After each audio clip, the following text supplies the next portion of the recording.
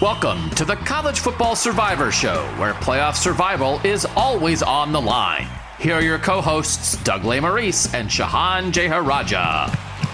And we're back on the College Football Survivor Show. Thanks to you guys for joining us here. Holidays here. Hope you guys are getting ready for a great celebration with friends and family.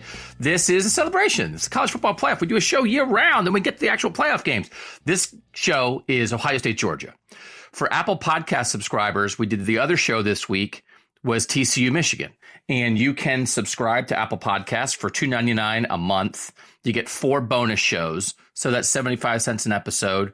And if you subscribe there, you get things like the show we did with a TCU beat writer and a Michigan beat writer earlier this week to do that semifinal. Here, we're going to do Ohio State, Georgia. We're going to start off with Brandon Adams of Dawg Nation Daily. Great podcast host, talking about Georgia 5 times a week. He came on to talk about where Georgia is the number 1 seed, defending national champs, where Georgia is from an intangible standpoint, health, and then what they do best in this matchup with Ohio State on both sides of the ball, where their concerns might be on both sides of the ball. And I'm fascinated by the standard that Georgia has set for itself, what it did a year ago, and trying to maintain that standard. I think it's one of the most fascinating things in college football. Yeah, you get, because the top tier is pretty small.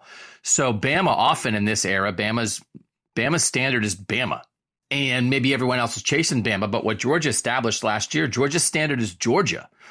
And you don't have to be as good as last year's team to win a national title, but you know what that looks like. So I think like chasing that, it's hard, man. It's why I thought Georgia would slip up in the regular season this year, just because I think it's that difficult to come back and do that. But Brandon had some good points about that. And here Georgia is as the 1 seed, the favorite to win the national title. So really good look from Brandon at the number 1 team. Then we got a special extra guest spot with Mike Rodak of AL.com, an Alabama beat writer. And the reason I wanted Mike on was to talk about the last time Georgia lost. What did Bama do last year in the SEC title game that Ohio State could learn from, that anybody could learn from? When you say, Georgia's good, what do we do? But then, because Mike is smart and good, just like Brandon is, we wound up going down a different path and talking about the state of Alabama football, because guess what? Bama matters. Bama always matters.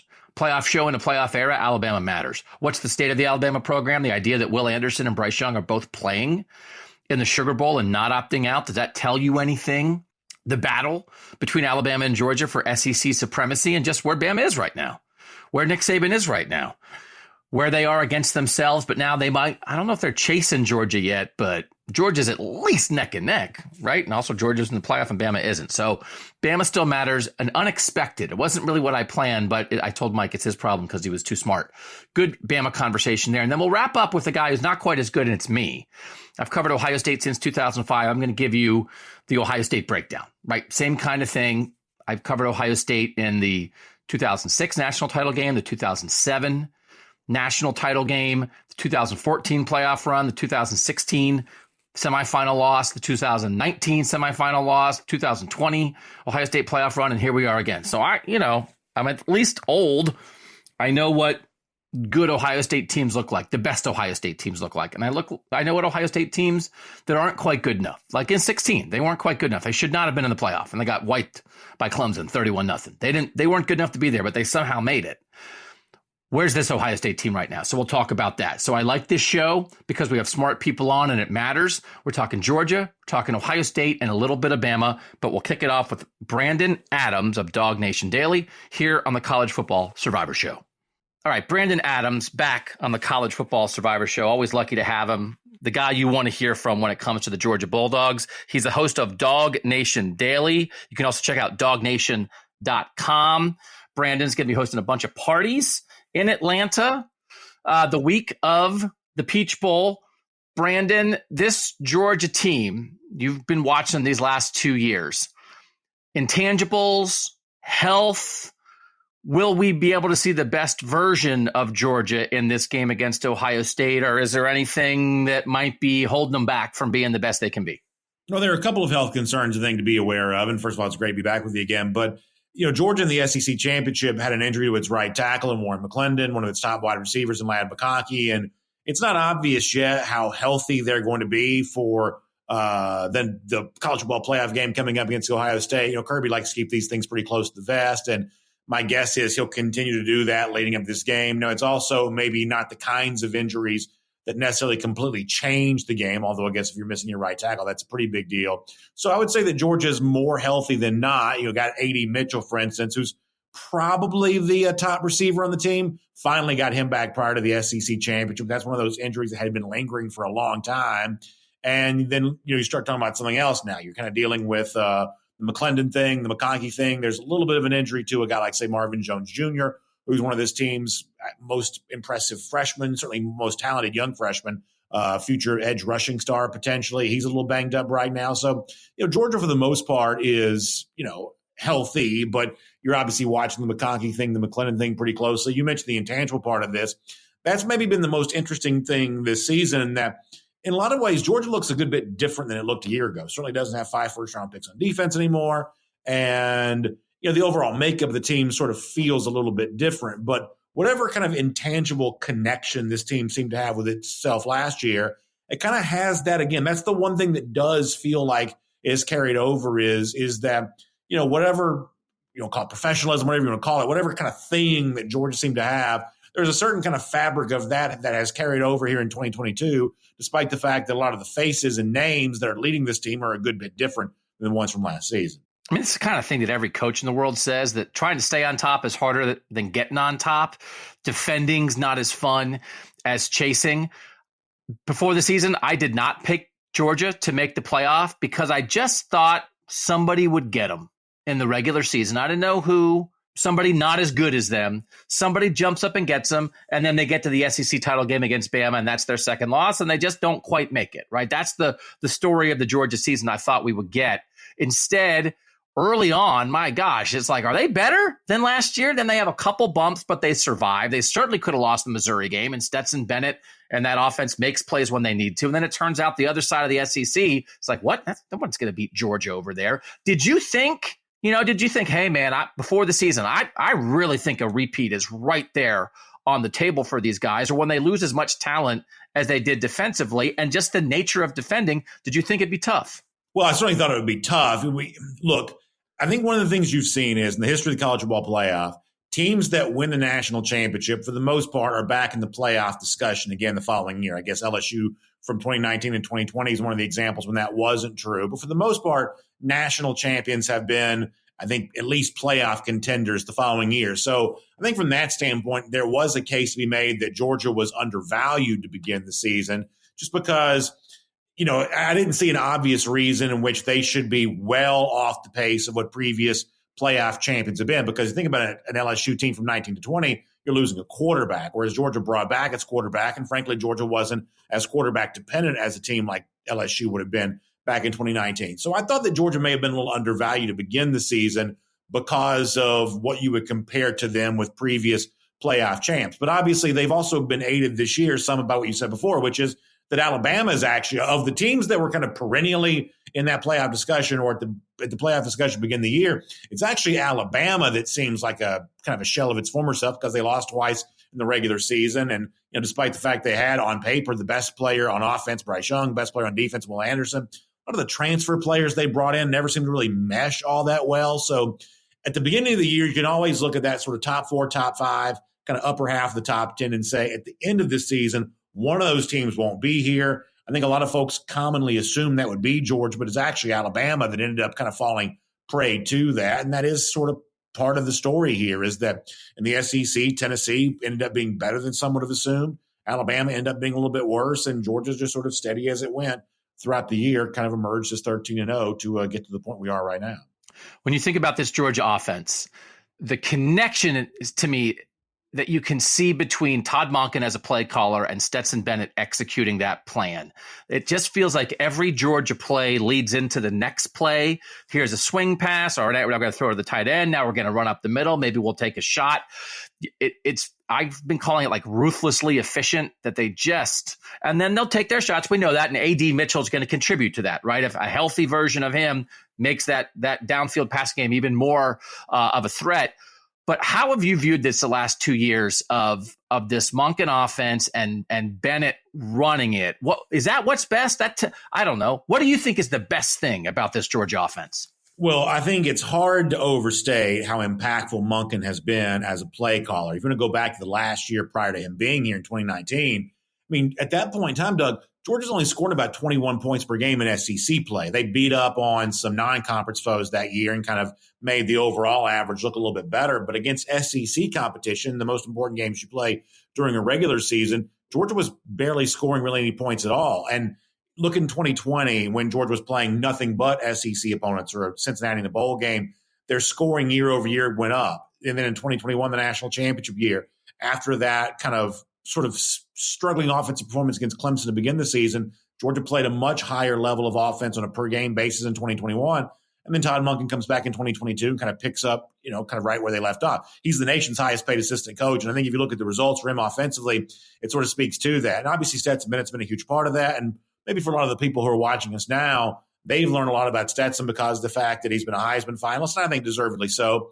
But I would also say that Georgia is just less quarterback dependent than the teams in this year's playoff and, frankly, most playoff teams in most year. That's not meant to be a knock on Bennett, or it's certainly not meant to be a suggestion that Georgia doesn't need to play well at the quarterback spot to win. But this is not a scenario as goes Stetson Bennett, so goes the Georgia offense. If that's the case, then Georgia's probably in trouble. That means they've given up some early points, and now they're trying to fight back from a deficit as they were in last year's SEC championship, or they haven't quite got the running game going the way they're supposed to. I mean, obviously, Georgia needs a big game from its quarterback. Every team in the playoff kind of does.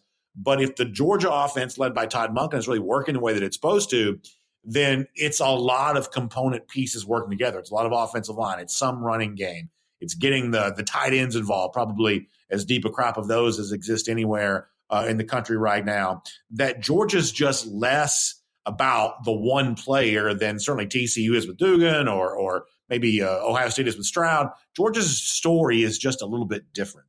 When you think about this matchup with this Ohio State defense, obviously the Ohio State defense much better than a year ago. New defensive coordinator and Jim Knowles making a bunch of money, just like Todd Monken's making. This is a lot of money, man. This is a lot of coordinator money head to head. Jim Knowles and Todd Monken going to be earning it in this game. What's maybe a concern for this Georgia offense in that matchup? You mentioned the right tackle injury. That offensive line has been one of the best in the country all year. I do wonder, I don't know if Ohio State can get Georgia into a shootout, as you're kind of saying. Maybe that's not the best scenario for Georgia if you wind up there. But is there something that you'd say, Georgia really needs to make sure they're straight on this when it comes to facing this Ohio State defense? Well, I think one of the things you keep in mind here is for a lot of people who are kind of like maybe just going back through the scores and they look what the best of Georgia was this year, you'll see the Oregon game in which they won 49-3 at the beginning of the season, ironically in the same stadium they're going to play at on New Year's Eve. And I would say that the version of Georgia you saw there is not the Georgia that's required to win a national championship. That was a lot of throwing the ball that day. Georgia did not run the ball very much. I think some of that was probably opponent dependent, just based on what Georgia maybe thought it could do, maybe knew it could do against Oregon. And so, therefore, that was a day in which the running game wasn't a huge factor. And I don't think you can have the same kind of thing here against Ohio State. You've got to be able to demonstrate some success on the ground. It's not necessarily run first and then throw off of that, but certainly showing an ability to mix in the run with what you're doing through the air. I think that's the kind of thing that kind of neutralized the Ohio State offense a bit, kind of keeps that at bay. And that's one of the things that you have to be able to do. Here's the other thing too, and this is not necessarily an answer to your question, but it's what your question kind of leads me to think of, is that in a lot of ways, Ohio State, from a storyline standpoint, is exactly where Georgia was going into last year's college football playoff, where it was Georgia that had lost its most recent game. And I think there were even a lot of Georgia fans that kind of doubted Georgia's ability to bounce back since they looked so bad against Alabama. Well, it's Ohio State that's actually now lost its most recent game. And that also came against the team that their fans probably hate to lose to more than any other. That's kind of what Alabama sort of become for Georgia. And certainly Ohio State fans feel that way about Michigan. And so there's this thought of, well, right now, Ohio State is maybe worse than some people imagine because they just lost their most recent game. You see a lot of the betting trends right now heavily favoring Georgia here. And so if you're a Georgia fan, I think the thing that you're a little bit concerned is that much the same way there was too much recency bias doubting Georgia before last year's game against Michigan, is there also too much recency bias doubting Ohio State coming into this game against Georgia? Because we did not see, especially in the fourth quarter, the Buckeyes defense looked very good against Michigan. Is that really what they are in games that matter? Or is that just one data point and an Ohio State team that did admittedly play badly? That's why they didn't get a chance to play for the Big Ten title, but they're kind of due for a bounce back because no team of this talent, no team of this quality is going to have, that poor performance 2 games in a row. that's one of the things I think you have to be a little bit wary of as a Georgia fan, is that Ohio State is not in a dissimilar spot to where Georgia was last year, where there's a little bit of doubt kind of baked into the cake right now because we saw the Buckeyes lose their last game, and defense was a big reason why they lost. That leads me to a thing that I am really curious about, and it's the way that Ryan Day is viewed right now. It's his 4th season at Ohio State. He's made a national championship game. He's made the playoff 3 of 4 seasons here, but they just lost to Michigan twice, 2-loss season a year ago. It's like, well, I mean, they're good, but can they really? Is he the head coach to really get you over the top? And Kirby Smart, man. Kirby Smart turned everything from a recruiting standpoint at Georgia, right? I mean, great defensive mind, makes the playoff, makes a national championship game. But I think even coming into the playoff a year ago, coming off that loss to Alabama, were there doubts? Like, all right, Kirby's good. Of course he's good, and he's been great for Georgia. But is he really going to get you over the top, especially against Nick Saban if they play again, right? I'm very curious about it. It's not fair. You build a program top to bottom, recruiting, staff, player motivation, scheme, all those things. And Ryan Day and Kirby Smart are both very good at it. But how much did people's view of Kirby Smart change when they won the national championship? And were there doubts about him before the playoff last year?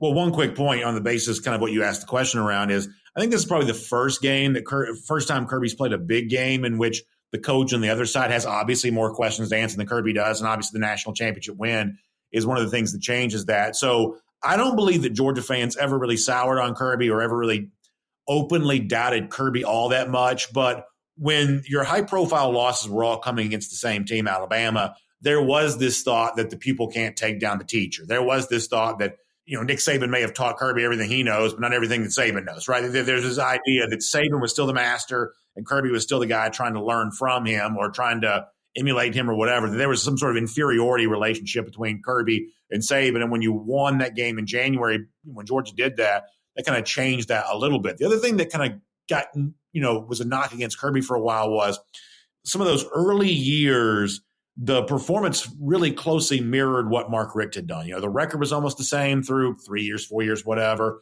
There were a lot of comparisons between Kirby Smart and the early years of Mark Richt that seemed really, really similar. And I think for a lot of Georgia fans that were more plugged in, they would have said, yeah, but the recruiting results are way different. The overall roster strength is way different. There were some underlying fundamentals that probably suggested that Kirby was eventually going to have a greater level of success than Richt had. But for Kirby, who was hired to be better than Richt, there were a lot of people who were kind of pointing out for a good while that, well, actually, up until a certain point, Kirby really hadn't exceeded the performance that Mark Richt had provided. So those were the two knocks that existed on Kirby, what he was doing in comparison to those early years of Mark Richt and what he was able to do against his former mentor, Nick Saban. But obviously all of that completely changed forever, when you won that game in January of this past year. And obviously that's what Ryan Day is trying to do now, kind of trying to change that narrative. And I frankly don't think the people that I talk to every day, Georgia fans, I don't think they probably realize how substantial this conversation is around Day, because they see Ohio State as, some sort of kind of this national presence and, obviously has gotten a lot of attention for a long time. I don't think they realize that there's some restlessness, I would assume, you would tell me probably better, but there's some restlessness within kind of what you think of as Buckeye Nation about the fact they have lost to Michigan 2 years in a row, and they are looking to break through in a national stage in a way they probably haven't since 2014. The 4 years that Ryan Day's been the head coach at Ohio State, the only team in the country with a better record than Ohio State is Georgia. And after they lost to Michigan, there were some people who were like, let's fire this guy. So I think that would be correctly characterized. Is that restlessness if you want to fire the coach who's lost 5 games in his whole? So, yeah, I mean, it's the thing to me, I don't think Ohio State, I mean, how can you say, you better go beat the defending national champs who are undefeated? I don't think you can put that on Ohio State. They have to show up and play well. I think they have to compete with Georgia, or we're going to be down the path of more questions, Ohio State at the highest level. Listen, man, Georgia's a monster, but you can't get blown off the field. Ryan Day got this job at Ohio State because Ohio State went to the playoff in 2016 and lost to Clemson 31-0. And Ohio State was like, well, we got to change something. And they wiped out the offensive coordinators and brought in Ryan Day. So that doesn't mean they're going to wipe people out, but making the playoff is great. You got to compete. Right? Georgia's the new standard. You have to at least hang. Georgia's the new standard. Georgia is the standard. And now that's who you have to measure yourself against. I don't think you have to beat the standard, but you have to hang with the standard. Right, Brandon? Well, I think that there's also a small handful of teams where there's only two emotions. There's either the ultimate elation of winning it all, or there's the ultimate misery of coming, even if it's just short of that. You know, it's either elation or misery, and that's the only two feelings that you're capable of feeling. Obviously, Georgia's in that category. I think Ohio State is in that category. I think Alabama's kind of been in that category too. And frankly, even other really stellar programs, I don't quite think they kind of rise that same level of fatalism in terms of you either do exactly what you set out to do or you failed miserably because you fell just a little bit short. And so it's one of the things that makes a game like Ohio State feel so big, you know, the Georgia-Ohio State game feels so big, is that, A, these are two programs that have been adjacent to each other for a long time. And the regular rankings, the recruiting rankings, and yet they haven't been on the same field together since the end of the 1992 season. And there aren't very many programs that kind of define success and failure the same way. And I think that right now, Georgia and Ohio State are, you know, two of those teams. So I think even if you're not a Buckeye fan or a Dawg fan, if you're not that, just the stakes of the game feel really big. And I think that's one of the things that makes it feel really fun is that this is the first of what could be many of these matchups in the future. And obviously both sides know how large the magnitude is. Yeah, they had a series on the schedule. Remember that? They were supposed to play in 20 and 21, and they canceled it. As I'm looking here, they canceled it in 2012 because the Big Ten was going to play a series of games with the Pac-12. Oh, my God. All the stuff that's been planned and canceled and relationships and affiliations. But I remember when that Georgia-Ohio State series got scheduled, Brandon, because I was like, let's go. This is going to be awesome. They also have some very, very distant non-conference games that are supposed to take place against each other like a long time from now. But a lot of that stuff is very much, you know, difficult because Georgia actually had a non-conference game against Oklahoma that it's supposed to play in 2023, and that's now been canceled because Oklahoma's about to join the SEC. So with the SEC likely to expand to a 9-game conference schedule, a lot of the future non-conference series that Georgia has, you're left to wonder how many of those it will be able to play. So sometime in the future, Georgia is supposed to be going to Columbus. Columbus is supposed to be, Ohio State's supposed to be coming down to Georgia. But I think a lot of that is still be determined because you've already seen at least one of these high-profile non-conference series for Georgia have to be canceled because of the change that's on its way to the SEC. And in the 12-team playoff, you're going to start all the best teams are going to start playing each other more often anyway because you're going to have to win 3 or 4 games in the playoff to win a national title. So, you know, it's been too long. It's only the second time ever, as you mentioned. Too long for Ohio State, Georgia, but I don't think this is the last time that these schools are going to see each other in the foreseeable future. I think you guys are getting this. You got to listen to Dawg Nation Daily, right? You've got to listen to this Georgia podcast to build up to this semifinal on December 31st. Nobody does it better than Brandon. Defensively, Brandon, this is my shorthand, which is why we have experts on. Front 7 for Georgia, not quite as good as last year. Secondary better. Is that a correct shorthand or no? I think that's an interesting way of looking at it. Here's the way that I would probably say it, is that in the one game in which Georgia had to play well defensively this year, they sort of looked like the team in 2021. And at other points in time this year, they either didn't really need to be that version of themselves, or you might say, well, they were incapable of being that. You know, Georgia had to be what it was in 2021, the game against Tennessee. That's a high-powered offense. Tennessee was riding high coming into Athens. That was the first Saturday in November. And that day, Georgia really got after Hendon Hooker because that was the thing that made the 2021 defense for Georgia so special is they just got after quarterbacks in a way they had not previously done. So they had 49 sacks last year. And, you know, in like, say, 2019, some of these years in which Georgia had really been very good defensively, if you want to measure it by how few points they gave up, how few yards they allowed, Georgia was as good defensively as anybody.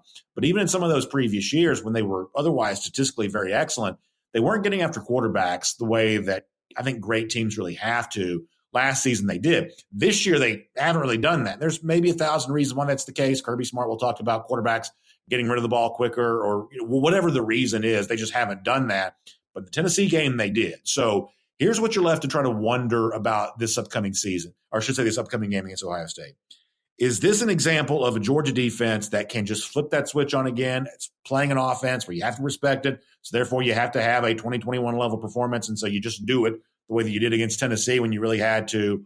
Or was that an example of maybe what Georgia hasn't replicated enough during the year to really be able to call on command against the Buckeyes? And I don't think we quite know the answer to that. I mean, the one thing I do know is Georgia won the SEC championship 50-30. It does not want to play a 50-30 game against Ohio State. It doesn't want to play that way. It wants to obviously limit what the Buckeyes can do, and I think that means you have to get after Stroud a little bit like they got after Hendon Hooker in order for that to be able to happen. But that to me is the mystery around the Georgia defense is when it really had to be great, it was as good as it's ever been.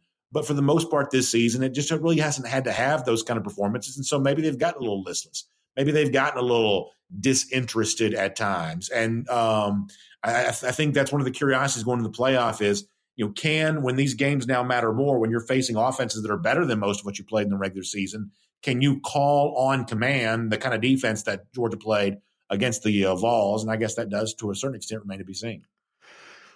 Whether it's analysts like you, whether it's fans, whether it's people inside the building, do you think that Tennessee game is instructive? Are people pointing to that and saying, all right, well, this is a Tennessee team with a great quarterback and multiple really good receivers. Okay, Ohio State, good quarterback, multiple good receivers, and we saw what Georgia did to them. Are people leaning on that? I think they probably should. Now, you're also going to have smart people, and I'm sure the Georgia coaching staff would say, well, schematically, this is different and that's different. So, Kirby's not going to play ball with the idea that Tennessee's like Ohio State because he'll point out all the ways from a play calling standpoint that Ohio State's different. But, that was an offense that was just really firing all cylinders at the time. And Georgia had an excellent day defensively against Tennessee that day. I think to the shock of a lot of people, the questions going into that game were, hey, can the Georgia offense keep pace with Tennessee? But the real issue turned out to be, can Tennessee score against Georgia? We found out, no, they really can't. There was obviously some weather and some rain late in the game. But the truth is Tennessee wasn't really moving the ball all that well to begin that game either. So if you're a Georgia fan, you want to have the utmost confidence going into Ohio State. That's obviously the thing that you'll call upon is the fact that the Georgia defense really answered the one significant challenge that it faced this year. And I guess we'll all find out if that is truly a replica of what's going to happen on December 31st. But, I do think that's the kind of thing that ought to give some Georgia fans some confidence. The fact that Georgia played really well in that spot when it needed to against an offense that was really legitimately very good. It certainly seems like Javon Bullard's one of the best slot coverage guys in the country. Chris Smith, I'd take Chris Smith on anybody's team. Man, that guy seems smart and on point. Captain, you watch that guy play, it's like, give me that guy. Ringo and Lasser, you're lining up. There's talent in this secondary. Can Georgia line up and cover good receivers, right? Is there a strong belief in that?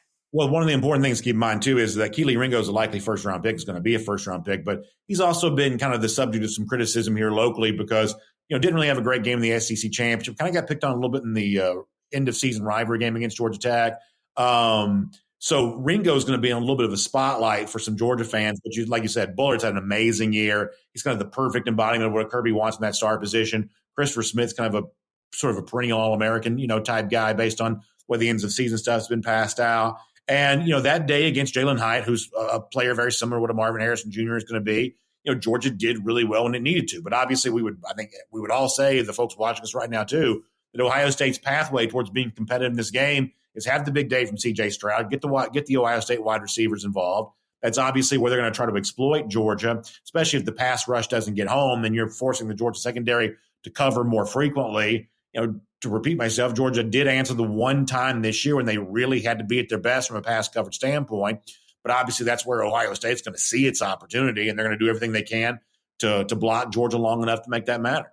Last thing, Brandon, we know Jalen Carter, what those tackles are going to do. Who are their edge guys? Who are the edge guys that would be the biggest problem for Ohio State to handle in this situation if they're going to get pressure from there? It's the one thing that about Georgia from a sort of a personnel standpoint feels the most different from last year. Nolan Smith was former nation's number one recruit, 5-star guy, and he got hurt about halfway through this season and hasn't been back. So Georgia's kind of missed his presence. He's also a big-time leader, too, so you kind of missed that there. So you're playing guys like Robert Beal, who's a holdover from the class 2017, who's still here, guys like Chaz Chambliss, who's a recruit of some note from a couple of years ago. But it's not the kind of edge rusher talent that maybe you would expect Georgia to have. I think next couple of years, Georgia's really upgrading that spot from a talent standpoint. Obviously, they're battling Ohio State for Damon Wilson and a decision that's going to come tomorrow. So Georgia's trying to really take a step towards upgrading that edge rusher talent. But that's not quite, I would say, a Georgia level right now. But a guy like Jalen Carter, the interior pass rush, what he can do from the game record standpoint, if you're looking at the list of true kind of game-wrecking players defensively, it sort of begins ultimately with Jalen Carter, who I really do think of all the players that Georgia's had defensively the last couple of years, he actually may be the very best. You make a big note about what Georgia lost off last year's defense, but Carter was a big part of that last year. He's back right now, and he may truly be the best of them all. He's Brandon Adams. You've got to listen You've got to get educated on this. Dawg Nation Daily. It's daily. It's right in the name. It's a great way to remind people. How often does that podcast come out? Every Monday through Friday. You can't do it daily unless you do it every day. Yeah, it's not Dawg Nation like Tuesdays and Thursdays. It's Dawg Nation Daily. Brandon, love having you on the College Football Survivor Show. We will see you in Atlanta for this game. Thanks so much for your time, and have a great Christmas. Doug, it's great to be with you. Thank you so much.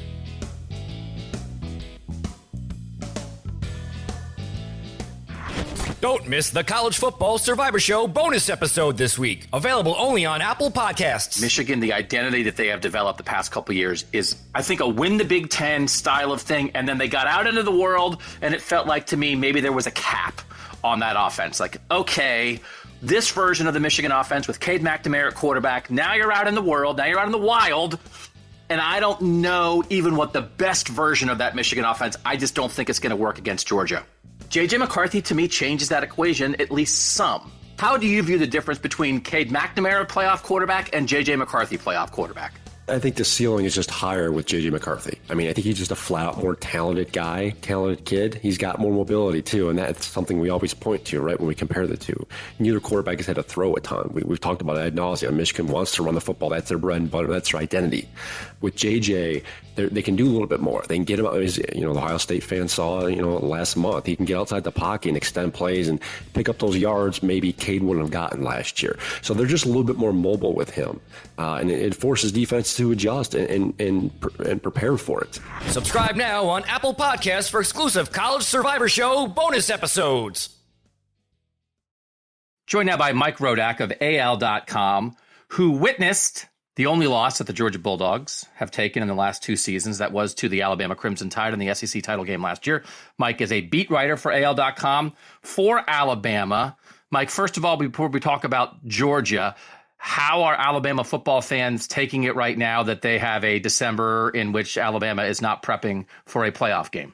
I think they've warmed up to it a little bit. I mean, it was kind of obvious, I'd say, after they lost to LSU. That was their second loss of the season. They pretty much made their chances of making the playoff nil. So at that point, it was the sky is falling and, everything's kind of falling apart. The culture's changed and there was a lot of big picture questions. And then they rallied. I mean, Saban got the players to kind of come together again, and they beat Ole Miss barely. They beat Auburn. And then, they'll probably beat Kansas State. I think that's the likely outcome. And he was able to get all of his players to play in that game and have no opt-out. So the mood has kind of improved a little bit. I think fans, I don't know how many realistically thought Alabama was going to make it, but I think they thought there was at least a debate that needed to happen between Alabama and Ohio State, maybe TCU as well.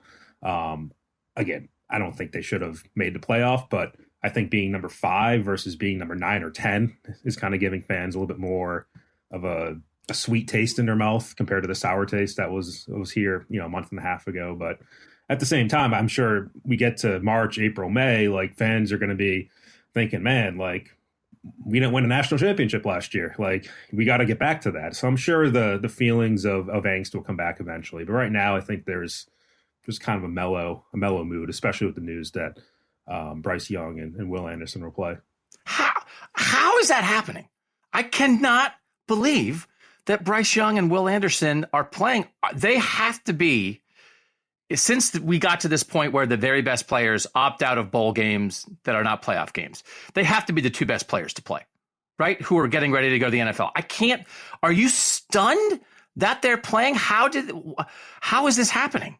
So I was very surprised. I certainly, I did a lot of interviews kind of leading up to their decision. And I was always saying, yeah, I'd be surprised if they play. And then it kind of came out that they would play. So, I think the message that they're certainly trying to send, both the players in Alabama, is that this is their culture. They want to play. These are how they are as players that, and especially Will Anderson, like he's definitely been known as that sort of high motor, never going to stop sort of guy, team first guy. And Bryce Young, to a certain extent as well, I think has that reputation, but especially Will Anderson. So, and I was never questioning that with those players. I think someone had to get in their ear and say, even as much as you might want to play in this game, is that the best thing for you to do? But at the end of the day, I think that the whole idea of like, we want to be team captains, we want to be here for our team, we want to be here for Nick Saban, that won out for them. Granted, there's financial implications there, obviously. If you get hurt, these are two guys who both have a decent chance to be the number one overall pick. And if they're not, they're probably going to go in the top 3 picks.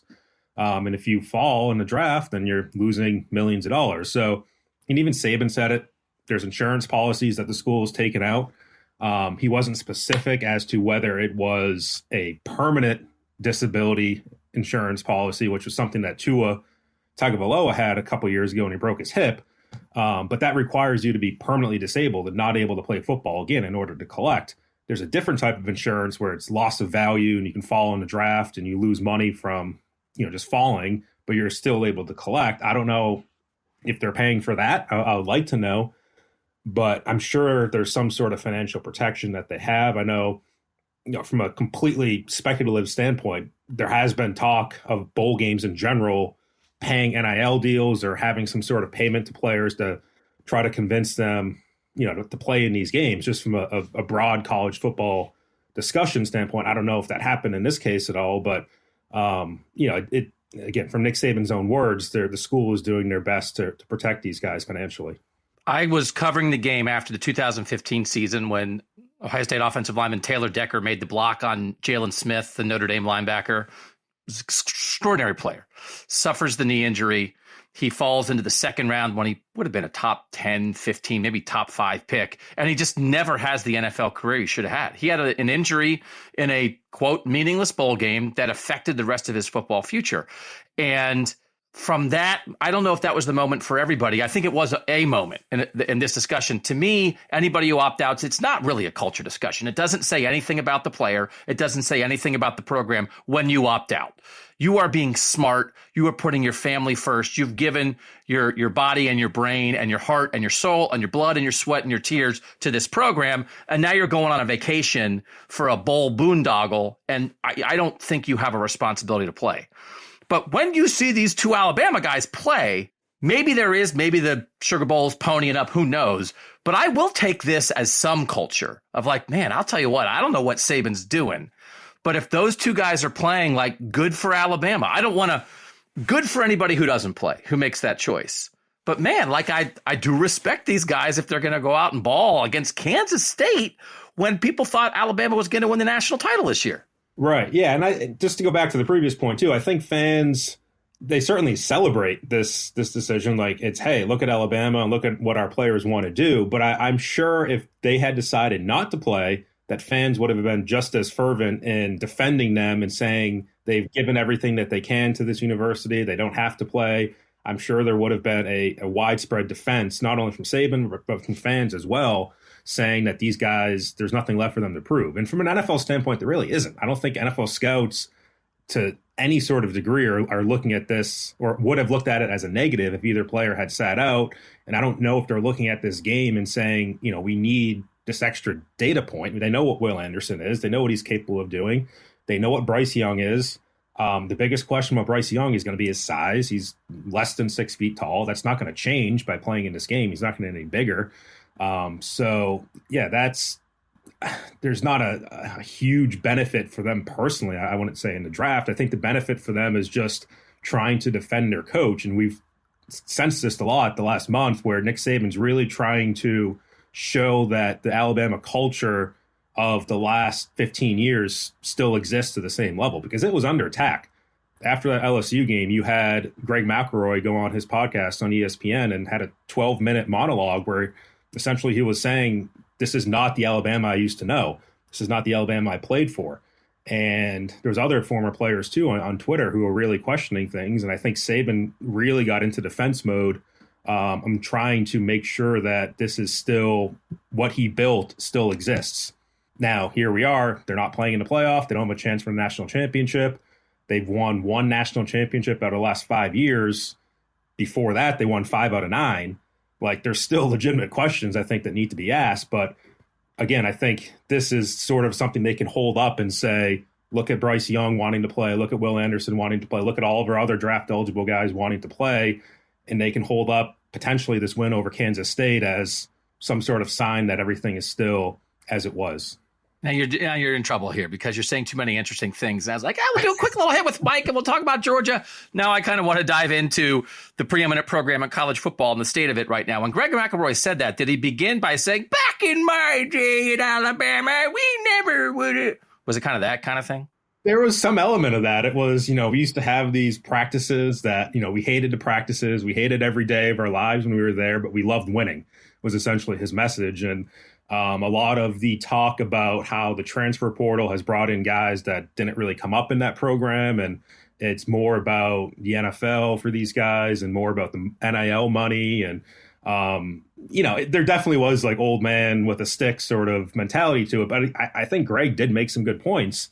And it was something that I think probably got under Nick Saban's skin, because I asked Saban about it and he was defensive about, we only lost these 2 games by a total of 4 points. And, the sky's not falling essentially. But at the same time, there was another Nick Saban comment where he said, we're listening to these guys' concerns.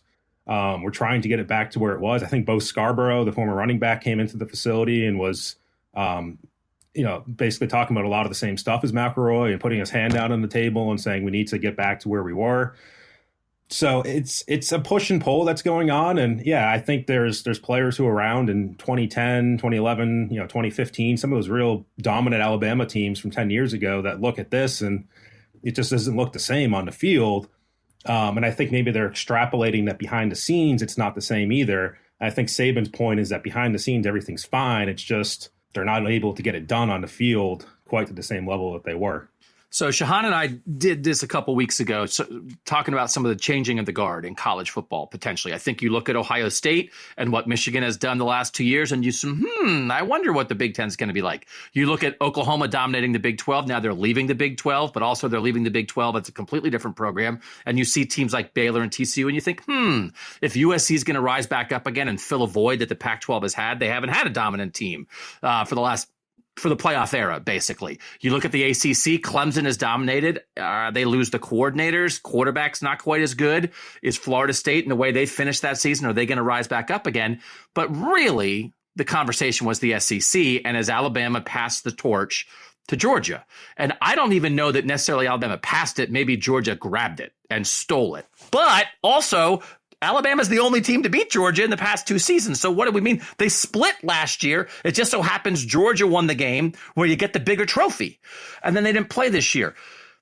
Does that feel like, do people at Bama, fans, maybe inside the program, I've said maybe Bama slipped 10% and Georgia is what Kirby learned it from Nick. He's recruiting like a mamma jamma and they have great players. Does it feel like Georgia is now the preeminent program in the SEC? Or if I asked Nick Saban that question, would he come out from behind the lectern and grab me by the lapels and shake me? Because that's an insane question to ask of the greatest college football coach of all time who has built a dynasty in this era. No, I think he would probably agree if you got him in an honest moment. And I think there was even, I want to say it was Andy Staples who wrote it. There was a story about Saban telling people years ago that the biggest program he was concerned about was Georgia, in terms of overtaking Alabama because of the recruiting hotbed that really is in Atlanta, and just that program in general and the resources and capabilities that it has. And that's obviously, kind of bared itself out here. And yeah, I think there's definitely a sense among fans that Georgia is kind of what Alabama was. And you're right. I think it's some aspect of Alabama slipping. I don't think it's a huge slippage from Alabama, but it is the other side rising up too, where Georgia's gotten better and other schools have gotten better as well, and there's more teams at the top than just Alabama. So it's something they've got to fix and they've got to figure out. And it's not as if, for the longest time in college football, we were like, all right, quarterbacks, you get a quarterback, you win. That's the key. Well, Alabama's had the better quarterback the last 2 years. I think we can all agree Bryce Young is a more talented and skilled quarterback than Stetson Bennett. And here we are. Georgia's still the better team. So defense is still the issue. And I think it really kind of grates Alabama fans' gears that Georgia has the better defense, that Kirby Smart has turned that defense into what Alabama's defense used to be. And Alabama's defense isn't bad. I mean, Alabama fans want Pete Golding, their coordinator, fired, but they still have the second best defense in the SEC, but it's not the best. And that's, I think, the key difference. And I think in order to get back for Alabama, you got to continue to recruit well at quarterback and other positions, which they have. they'll probably have the number one signing class once it comes out tomorrow. And you still got to get that defense where it can compete with what Georgia's done the last few years. And it's not the easiest thing. And there's a lot of Alabama fans that said, like, because I remember going through the 12-team playoff, and here's where Alabama would have been in the 12-team playoff. And fans were like, well, we don't want to see that because that would have meant they would have played Georgia. And that meant we probably would have gotten embarrassed by Georgia. So fans were almost afraid, I think, of the aspect of having to play Georgia this year, even though it didn't happen. And I think a lot of people assume that they would have lost if they did play. I think that's what Greg McElroy means. Greg McElroy looks at Jalen Hurts and Tua Tagovailoa and Mac Jones and Bryce Young and all these NFL quarterbacks. And he's like, why does Bama have all these NFL quarterbacks? Where's our Stetson Bennett? I was Stetson Bennett. I was the first Stetson Bennett. Get one of those. Oh, these NFL quarterbacks. What a burden it's been for the Bama alum to have to deal with. Oh, these NFL quarterbacks. So the NIL thing, we'll do last thing. Your fault. If you just were on here and like we're boring, then you'd be out of here already and on to your life. All right. NIL I'm dealing with a lot of Ohio State stuff with NIL, and a lot of Ohio State fans, I think inside the program too, they're worried, they're frustrated, they're worried. And the issue to me is that NIL is a disruptor. And so the people on top don't want to be disrupted. So it's like, hey, maybe NIL is good for college football because it gives other schools who aren't winning as much, who don't have the same NFL pipeline, who don't have the same facilities right now. There's another way that you can try to catch up to those teams. And so there's a lot of teeth gnashing and angst at Ohio State. And it's like, well, it's because you want to keep being good. And maybe at NIL, Ohio State isn't going to be the best. What is the view at Bama? Are people frustrated, worried? Does Bama think, no, we're fine, we can be the best at NIL? Or do they look at Tennessee or Texas A&M or some other schools that seem very aggressive in NIL? And do they feel like this is a disruption that they don't like? Yeah, I think all those words, frustrated, worried, I think would apply to Alabama's stance. I think we've heard it from Nick Saban himself and sort of that infamous Texas A&M rant, if you will, that night. So, yeah, I mean, for Alabama and for Saban too, like his recruiting pitch has always been about getting you ready for the NFL. Like, here's what we can do for you personally, professionally, academically. Like, I can almost rail it off my own head just listening to it so many times from him. And this certainly disrupts that because players aren't necessarily thinking about all those things. They're thinking about where can I get paid the best or the most. So that definitely is a disrupting factor to what he's tried to do recruiting wise. Now, they'll still have the number one class in 2023. Like they've been able to work around it. I sense that they're probably more comfortable with the NIL situation now than they were maybe a year ago. And just in figuring out what players want and how to talk to them and how to recruit them. I think they've gotten a better feel of it, it feels like. But you also have to keep players too. And that's kind of the second problem where you can have the number one class, bring in 25 plus guys, but if 15 of them are left after a year and 10 of them are left after 2 years, then what does it mean? And that's kind of the second issue where you have guys who just don't play right away at Alabama, it's hard for freshmen to get on the field here, and then they transfer. And we've seen that the last 2 years, there's 5-star kids, 4-star kids who have left. A lot of them haven't played. And so fans, I think, are kind of like, oh, good riddance. Like, that guy's gone. He wasn't very good. But it does, and Saban's talked about this too, it does cut into the depth of your middle of your roster where all of a sudden one guy goes down, your starter goes down, and you're having to play a freshman who's never been on the field before. And you're kind of losing that middle class. So, how much NIL has played into some of those transfer decisions, I'm sure to some point it has. I mean, there's 2 guys who have gone to Oregon. I think Oregon, in my mind, is one of those schools that has some deep pockets, obviously with the Phil Knight connection and all that. So, logically, I think there's probably some connection to NIL there, but I think Saban has almost resigned himself to it at this point. Like, even the last time we talked to him, just talking about the transfer portal, he's like, yeah, it is what it is. We'll coach who we coach. We'll see who's here and just we'll move on with our lives, essentially. And I sense less frustration now from him than just like submission and just I'll do what I can with what I have and see where it goes. Only 2 things can beat Nick Saban: well-coached Georgia and NIL. That was it. Those are his kryptonites. And he knew one was coming. He probably didn't realize the other one was coming. I do think part of it, too, the resignation, I think, for some people, Ohio State, I think, is still the frustration phase. They have not yet reached resignation and submission. This is not the long-term answer. And I think they know that this is not what it's going to be like 10 years from now. I don't think it's what it's going to be like 5 years from now. And depending what happens with the latest things happening in courts and whether we're going to wind up in a place where they're going to make players be paid directly, it might not be where we are 2 years from now. So I think they have to weather this storm. And when the storm's here, you just kind of strap yourself to the boat and rock along with it and hope you come out the other side, because I do think you realize there's something else out there. But I mean, the storm's already here. What are you going to do? Okay. I think Bryce Young's a good quarterback. Yes. Yeah, I'd say so. Yeah, it's pretty good. I'd take him in the NFL. I'd figure out the height thing. I think he is the most poised little guy that I've ever seen, which I think changes the entire sort of like small quarterback discussion, because he doesn't seem to care that he's short. So then why should I care? Because he's just like, I'm just going to be back here in the pocket. If there's pressure, I'll slide, I'll move, I'll rip a throw. And it's like, oh, you're good with it. I'm good with it. And when I watched again in preparation for this semifinal between Ohio State and Georgia, rewatching again the SEC championship game, Mike, I've watched games this year. You watch Hendon Hooker against Georgia. You watch Anthony Richardson against Georgia. You watch Bo Nix against Georgia. And I see some athletic quarterbacks who are trying to hold the ball and make plays and scramble. And then I watched Bryce Young in the SEC championship game, and he diagnosed and ripped it. He didn't hold the ball. He ran 3 times effectively, but he didn't run. He just saw things, read the defense, found his good receivers, and ripped throws. And I think against this Georgia defense, if you try to hold it and run and scramble and think that your athleticism is going to get you out of trouble, you're going to find out no matter how athletic you are, Georgia's defense, those 11 guys are more athletic than you. So I feel like this is a defense you have to beat with your brain and your poise and ripping throws. And watching Bryce Young, to me, a year ago in the SEC title game was a master class.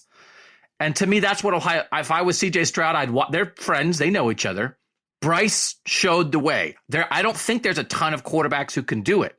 But when you remember that SEC title game and the way Bryce Young played and the Alabama offense played in that game, what did you think of how they attacked that great Georgia defense? Well, there was a lot of questions from Alabama's standpoint going into that game about their offensive line, if you might remember, because the Iron Bowl a week earlier, last year's Iron Bowl, gave up 7 or 8 sacks to Auburn. It was a ton. I mean, it was just a dominating performance against that Alabama offensive line by Auburn. And then you look at Georgia and you're like, oh man, this is a front seven that I think, sent 5 guys in the first 3 rounds last year. I mean, it was just a dominating front seven. So everybody's logically thinking, well, the offensive line is going to have a huge issue against them. And I think that's probably where some of that get the ball out quickly came from.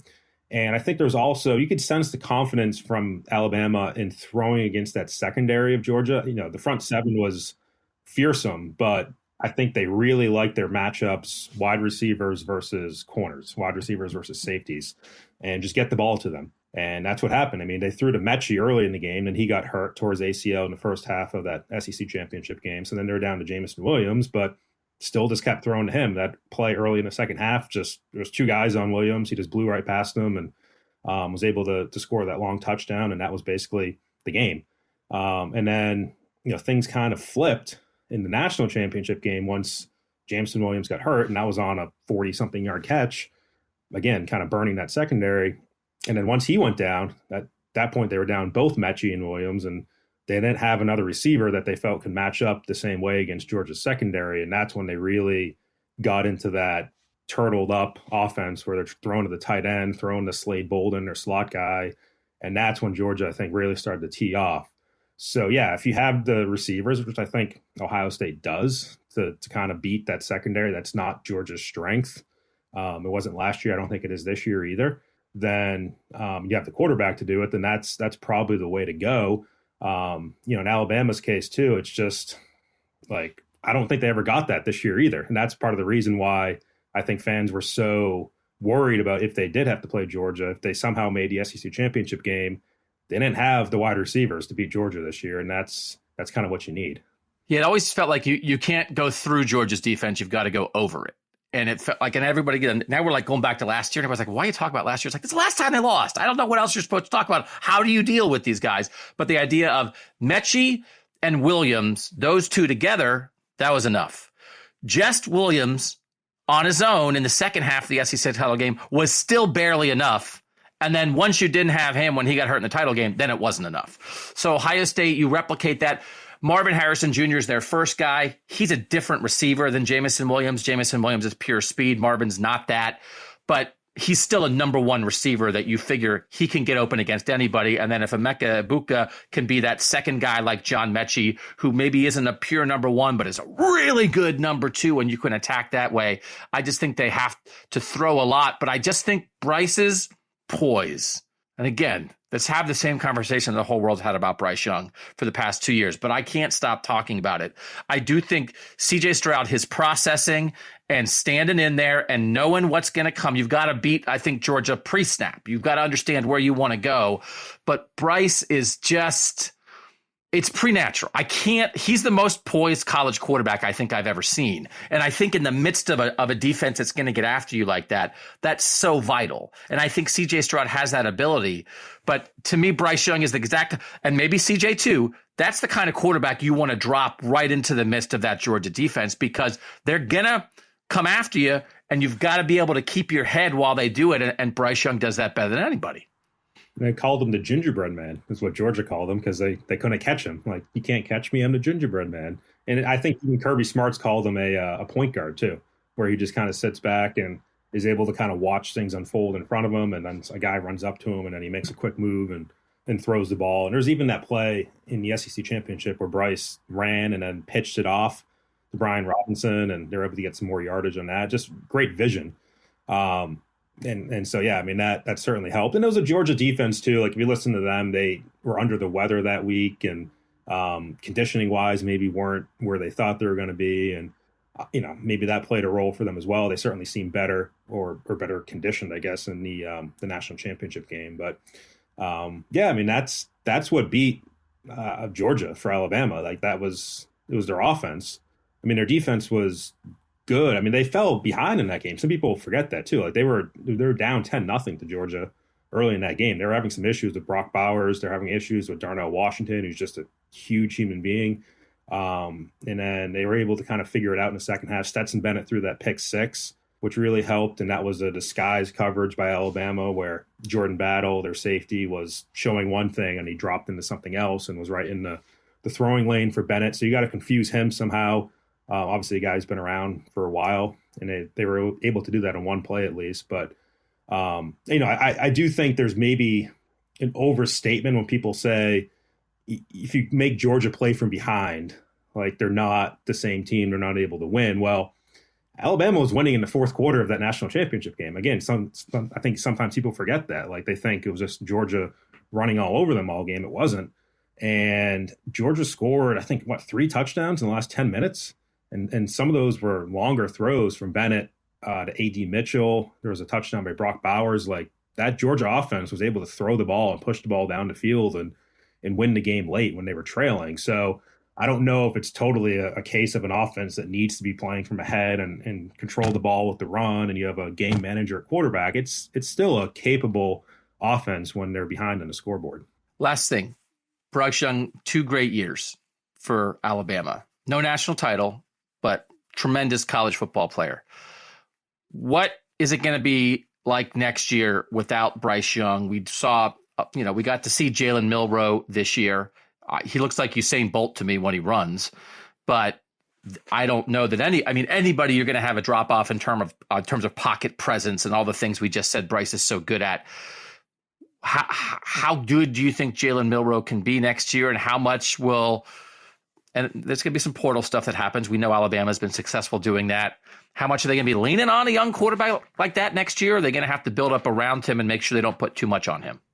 So, I mean, there's still an open question on who exactly will be their quarterback. And, at this point, I don't know what will happen in the portal. I think Drake May would have been their target if he did go into the portal from North Carolina. He was a guy who had committed originally to Alabama before he flipped to North Carolina. So he's probably the best returning one of the 2 or 3 best returning quarterbacks in college football. So if they were able to get him, that would have been something I think they probably would have been interested in.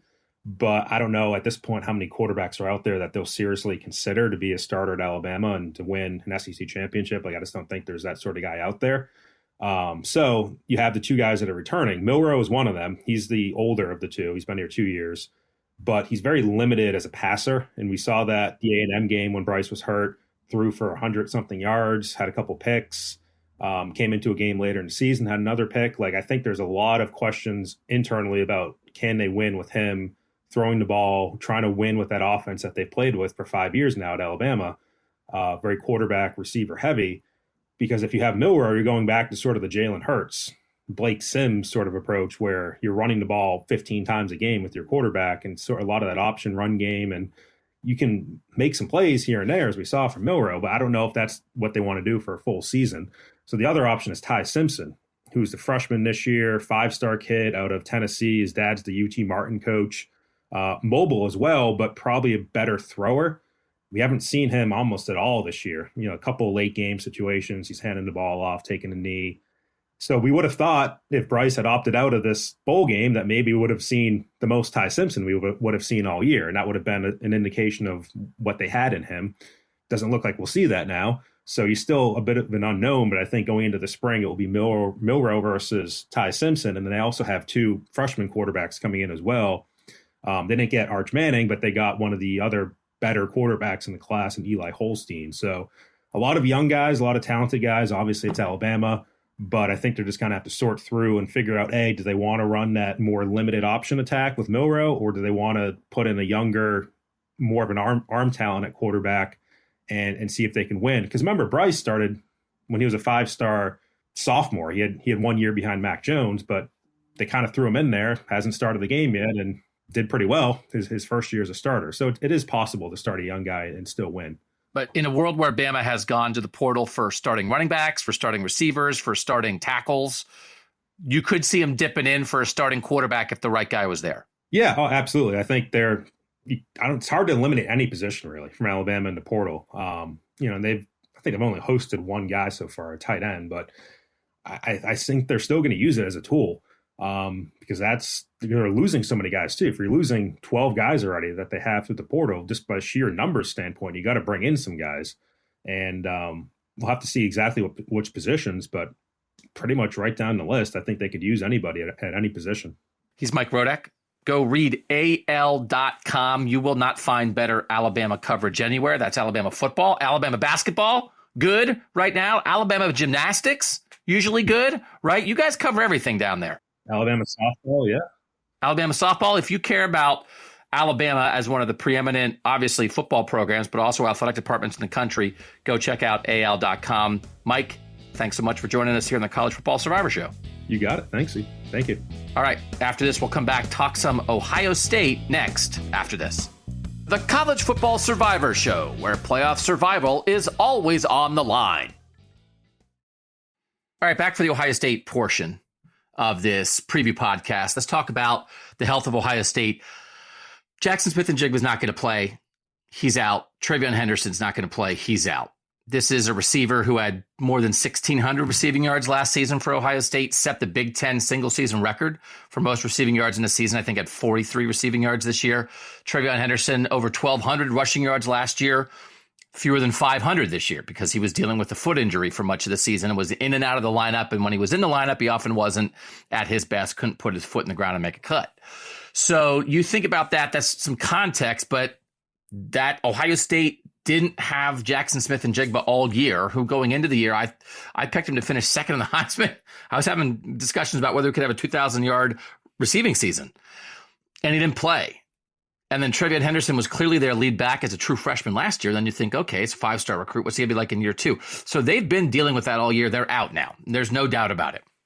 They've adjusted to the receiver situation. Ryan Day did say, like, there's some certainty of not having him. We know we're prepping without Jackson Smith-Njigba. And they had a lot of stuff planned for that guy. So it's no different, really, but there was, I think, a part of them that was sort of hanging on through the course of the year, like, maybe he'll come back, that's out.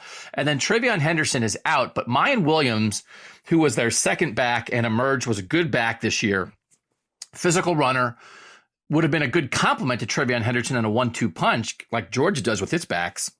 Wound up being the lead back at times. They both had 100 rushing yards against Wisconsin, and then since then they both dealt with injuries. Mayan Williams tried to go in the Michigan game, but you could see he wasn't himself, and it mattered.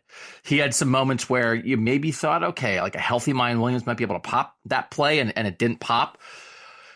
The expectation is he'll be healthier. I mean, this is what bowl prep does. I think a healthy Mayan Williams, the healthiest maybe he's been in 2 months, could really matter to them, because I think Ohio State's running game has been at its best when they've had either healthy TreVeyon Henderson or healthy Mayan Williams and been able to practice that way and then play that way. Very, very best when you had healthy both. But there were games this year where they didn't really have fully healthy either, or they weren't sure if they'd have fully healthy either. So Mayan Williams looking like he's going to be healthy, and then you presume that either Chip Trainum, who was a running back at Arizona State last year, transferred to Ohio State this year to play linebacker, has wound up being a running back, started at running back against Michigan, was like the first running back work he got all year, starts against Michigan. Either he or true freshman Dallin Hayden would be the complement to Mayan Williams. But I do think Mayan Williams' health matters. Matt Jones, the right guard, missed the Michigan game. I thought that mattered at times, but he was sort of a game time decision. And that game, he feels like he might be okay for this game. Right guard, it's not one of the most important positions, but there were moments when he was out late in the year when you noticed it. So they could really use Matt Jones in this one. And for the most part, Mike Hall's are a good defensive tackle for Ohio State, who could kind of their best pass rushing defensive tackle in a world where Georgia's defensive tackles are going to blow up the pocket, at least some of the time. They always do. The best guy who can do that for Ohio State. They have some run stoppers at defensive tackle, but Mike Hall's the best guy to do that.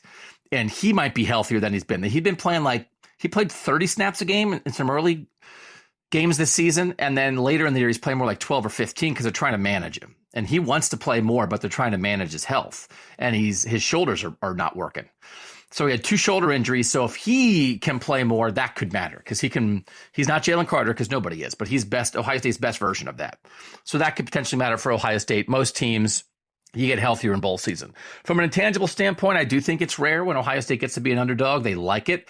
They claim to be underdogs when they're not. Now they actually are.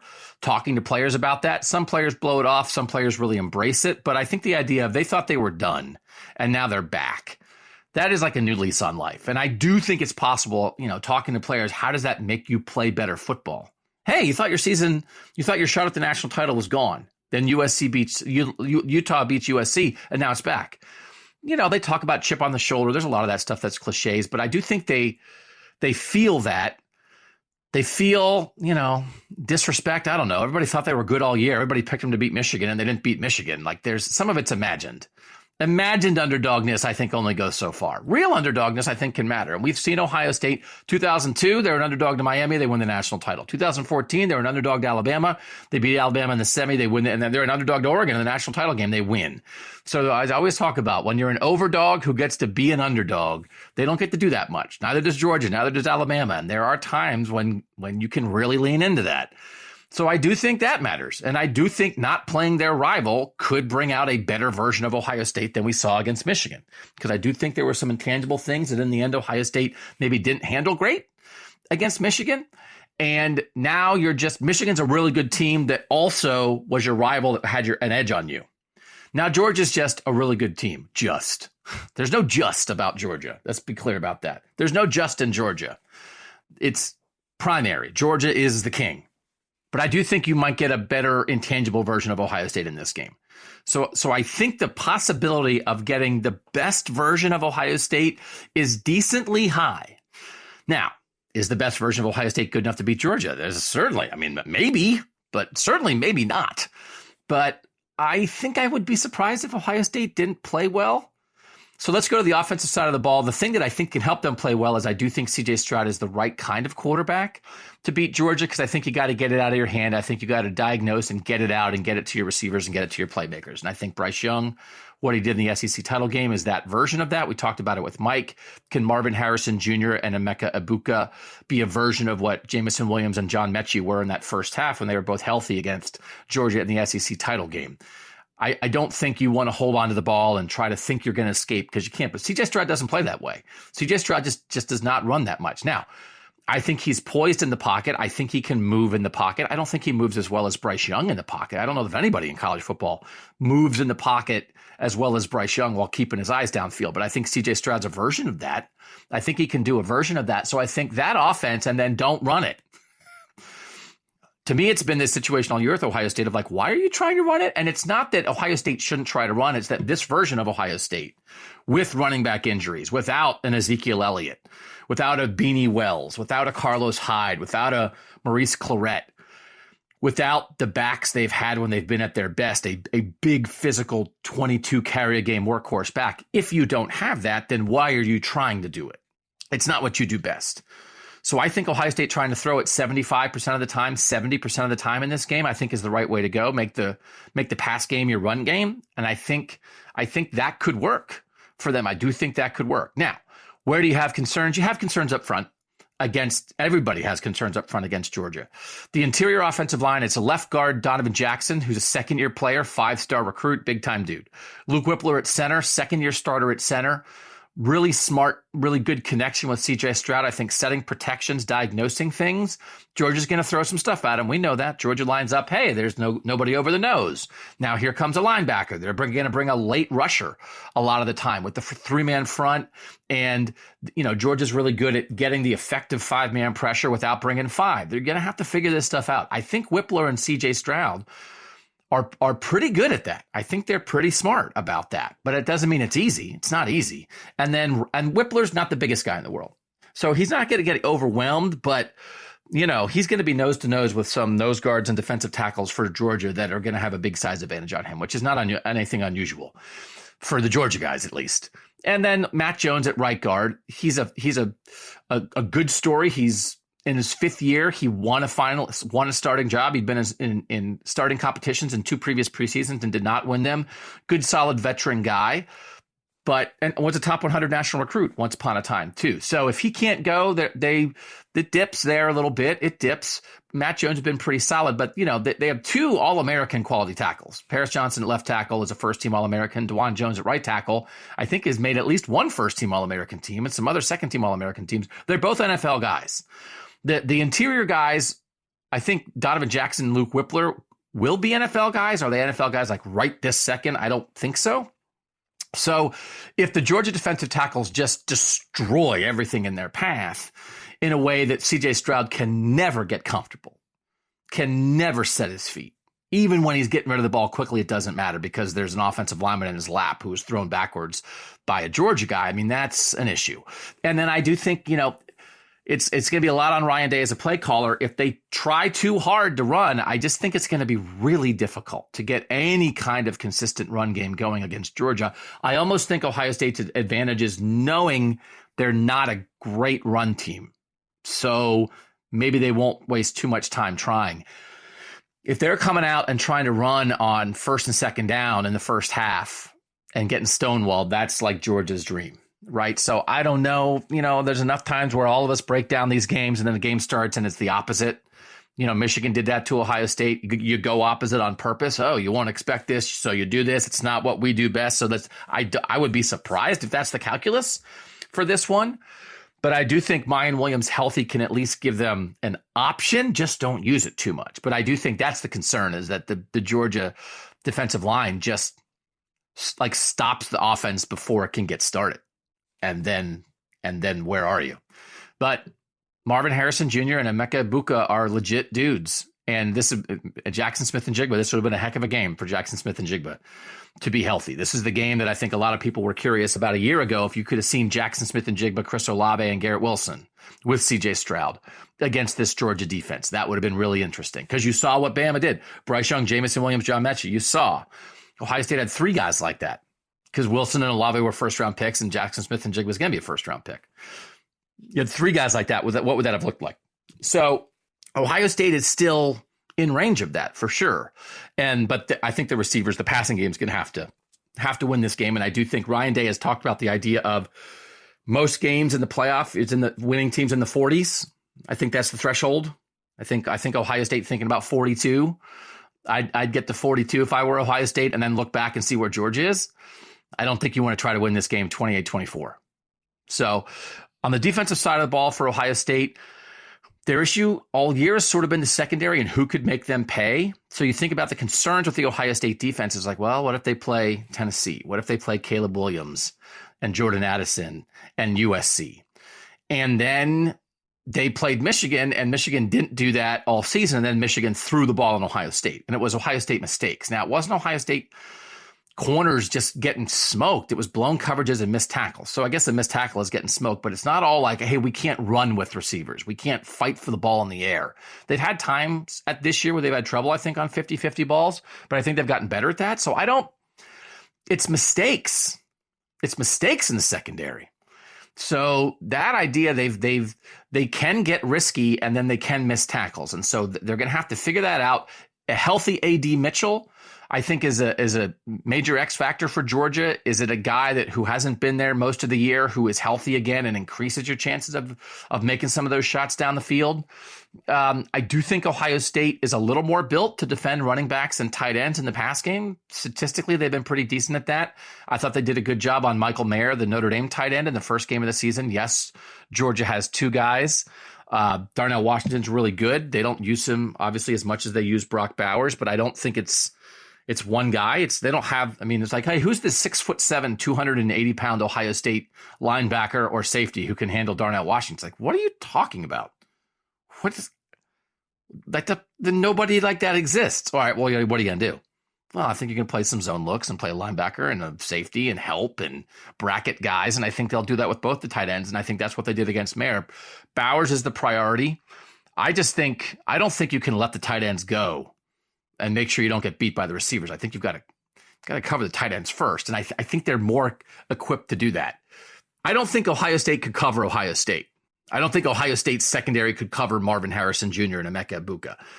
I don't know if they can cover Brock Bowers and Darnell Washington and A.D. Mitchell and Ladd McConkey, and we know Ladd McConkey's dealing with some injury stuff. I don't know if they can, but it's just matchups. It's just matchups. It's not talking about anyone's skill is that much greater. It's just that where is it? So I do think the secondary has been the concern, and then is that where Georgia's going to attack you the most? So Ohio State has to not blow what are you going to do? If you blow coverages, you're dead. So don't blow coverages. They blew coverages against Michigan, and again, Michigan forced them. Michigan didn't just sit back and say, oh, no, thanks for the freebies. Michigan forced Ohio State into mistakes that created the freebies. So obviously they're working on that. But I do think the greatest concern for Ohio State, just like man on man, is maybe not the thing that Georgia's going to try to get you with. So then what can Ohio State do well? They have 3 5-star edge rushers. And this Georgia offensive line is great, but there's an injury at right tackle. And what if they play their best game? JT Tuimoloau and Jack Sawyer are 2 sophomore 5-star defensive ends who were both among the top 10 recruits in the country. And then Zach Harrison is a fourth year, he's a senior, he's played real snaps since his freshman year, played a ton of snaps here, 5-star recruit. So those are your 3 defensive ends who play. Tuimoloau and Harrison start, and then Sawyer is this wrinkle look that is a stand-up end. It's like, Georgia fans know that. Georgia does that a lot. Ohio State is something new that Jim Knowles, the first year, $2 million a year defensive coordinator, brought to this defense. They had been a solid 4-man front for years, for decades, and there's a wrinkle to it now when Jack Sawyer's in the game. Tuimoloau and Zach Harrison play the most snaps at end, and then Sawyer mixes in. So those guys need to play their best game. So what does that look like, right, against a really good offensive line? I'm not sure, because they don't have a ton of sacks. That's not what they've done. This is not in a world where Ohio State was spoiled by Joey Bosa, Nick Bosa, Chase Young. They've been good. But also, too, they had Sam Hubbard. They had Tyquan Lewis. They had Jalen Holmes. They've had other defensive ends, too, not just those 3 guys. And so, these guys are good, but in terms of, getting sacks, it's not as great. And so pressure matters. JT Tuimoloau had a great game against Penn State, knocking balls out of the air. Zach Harrison, I think, can be really good against the run. They're good. They're good. They're definitely good. Can they be great? I think the ability to be great remains in there. They're very good football players. I don't know if very good's enough in a semifinal. I think somebody in there might have to be great. And the potential is there, but will it happen? So, linebackers and safeties are solid. They're not from athletically like the top end of athletes that you have seen at times at safety and linebacker for Ohio State. But Tommy Eichenberg's been a second-team All-American. Jim Knowles, as a middle linebacker, has used him to shoot gaps and blitz and have good run fits. And when they're on, they're on. It's really good. And he can also get out and, those swing passes that we know Georgia's going to throw. Tommy Eichenberg and Steele Chambers, the two linebackers who will play in their 4-2-5 look, they can get out and chase those guys down, make some ankle tackles in space, and they'll have to. We know that. We know that Georgia's going to do that. They do have that ability. I wondered coming into the year about that ability, but they do have that ability. So it is a solid Ohio State defense, much better than a year ago. This matchup for Ohio State a year ago would have been even more difficult when you think about the Ohio State defense, because they had real flaws there, both in personnel and scheme. A lot of the personnel is the same from last year, but a lot of them are playing better. Tommy Eichenberg was here last year. It's like he wasn't. He's a different guy. Teron Vincent, one of their starting defensive tackles, fifth-year guy, better player this year. Zach Harrison, as we mentioned, playing his best football this year.